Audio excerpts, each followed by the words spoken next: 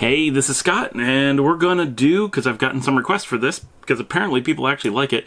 I'm experimenting, first of all, with a new setup here in the studio. So this is recording with the Lumix instead of like with a phone, and this is with some kind of studio lighting that I'm working on. Ignore the lighting behind me, I have to figure that out yet, but this is sort of the start. So what we're going to do is the weekly roundup here on MangoLassi. Popular, actually we're going to do a monthly because it's been a while. I'm going to start down, whoa, totally messed up my screen. I'm going to start kind of low with connecting to one site with separate logins, several IPs. I don't know how far down this list is, probably about 30, but this is kind of where it starts getting interesting that there's a bit of traffic. And this is WRX7M. Pretty much technical discussion, not too much to get into, totally just looking at, actually it's kind of interesting, looking at ways that people can connect to multiple websites from multiple IPs with multiple identities, and you start bringing in things like how do you deal with cookies and how do you deal with IP detection and those kind of things so that people look like they're different when they're actually just a couple people. Next up, alternatives to Windows 10 File Explorer. An interesting one, just that someone wanted to, one, replace the Windows 10 File Explorer, and then just how many options there are out there. It's kind of crazy how easy it is to replace that. It's amazing that there's that many people who think they have a unique take on it. Worth exploring if you're ever looking at branching out and trying something other than Windows File Explorer. Give it a try. And there's lots of open source ones and lots of free ones, and many that are managed by Chocolati. So if you get Chocolati, you can just throw them on your system and try them out. Like, that's pretty simple. Surprisingly busy. SkyTel inbound SIP trunk on FreePBX. This was my discussion. Got more than 50 responses. Quite a bit of traffic there, and that's simply just taking a technical look at how you can get inbound routes working with a SkyTel trunk, a SIP trunk on your FreePBX system. Next up, WR Combs with Windows Server 2012 R2 randomly changes date and time. I'm not sure if that one actually got resolved, but I believe it did. Quite a bit there. Next up, Manzam. If you ever want to come on here and let people know how to pronounce any of your screen names, certainly let me know. Alternatives to OpenVPN for FreePBX on cell phone. This one's, again, pretty interesting. Bit of delving into exactly what he was trying to accomplish, what's using battery power in a phone, what connects easily, what people can actually use. It's good discussion. Next up, and this one's still active going on today, building a mail server from MROTH 911. And this is a longer piece of a bunch of conversations that have been going on this past month. This one was interesting. 64 posts so far and still going. Lots of views. But one of the cool things is a couple vendors became aware of the site because of this. Crossbox, who makes a pretty cool looking product. I've not used it, so that's not any kind of vouching, but joined the community because they saw this thread looking into lots of things. Zimbra, MailCow, Crossbox, whether you should look at, the Zohos, the MX Roots of the world, those kinds of things. But good discussion there. Next up, also still going, is Daryl with, I have $100 to spare. I'm sorry, not 100. I have $500 to spare. Presumably $500 Canadian. He lives in Edmonton, I think, somewhere in the cold central parts of Canada. And he's just looking into what can he do to invest, preferably in himself, with $500. And where can you go? Is that education? Is that traditional investments? Is it buying an online business? Is it building something new? Is it a lot of discussion about Upwork and those kinds of things from there? So check that out. Next up, and this is another really good one, Jimmy9008, free Veeam for dgraph Linux restore. This one is really focused on Veeam and dgraph being a graph database, open source graph database. If you're interested in that, one, go install it, play with it. Two, make sure you're going to MangoCon, where NoSQL is one of the topics that I'm covering. We're specifically going to be looking at dgraph and graph databases as one of the things within the scope of my talk. So check that out. But this one goes into, I think there's a good discussion about how people approach backups, how people think about it, understanding cluster databases. A lot of this is if you knew this thing and that thing and this thing, like these background things, then it would answer a lot of the questions that were being sought, simply because there's general cases that handle and answer a lot of the questions because of it. Next up, Dash Render. Does VDI conquer the Dash Render challenge?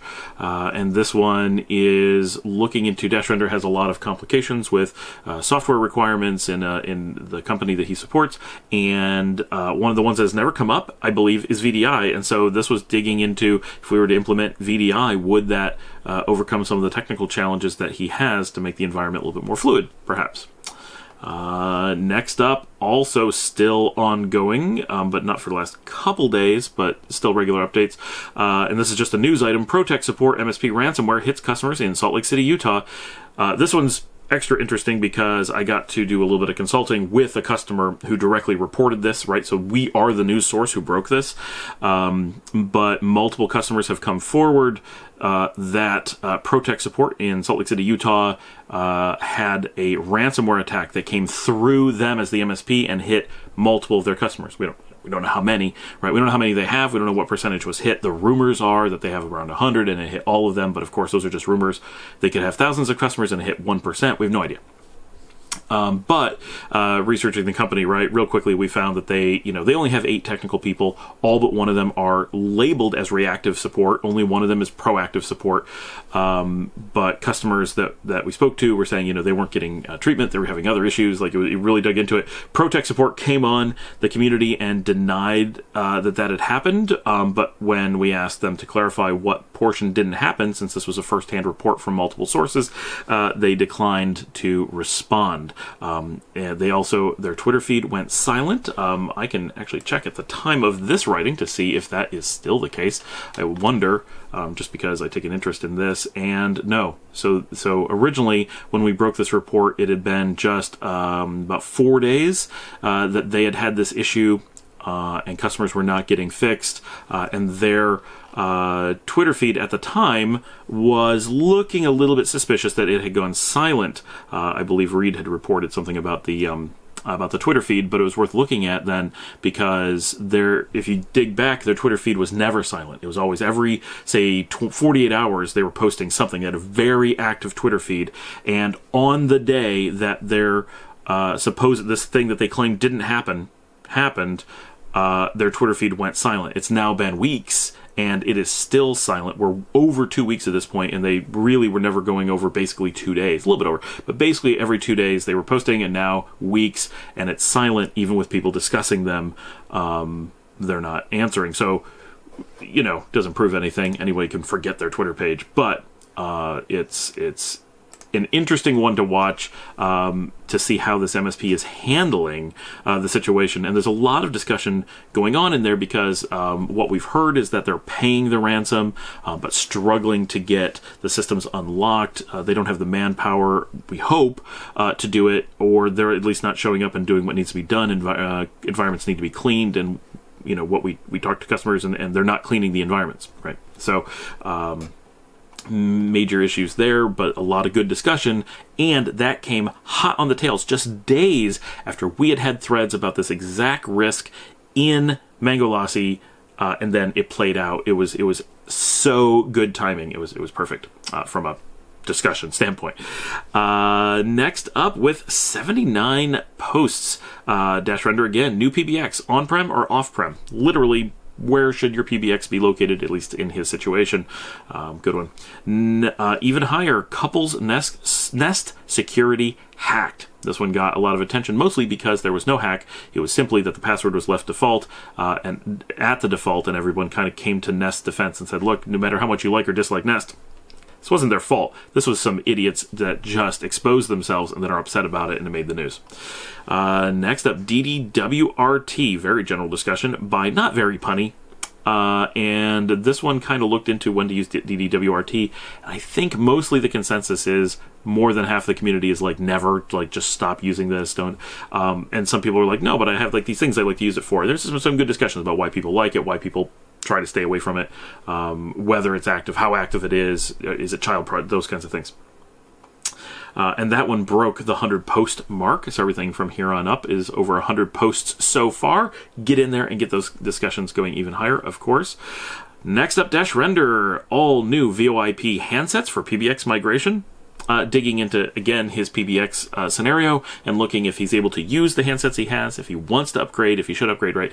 Whatever. Those are good questions to have, right? And a lot of discussion looking into the finances of it, the technical aspects, and all that stuff.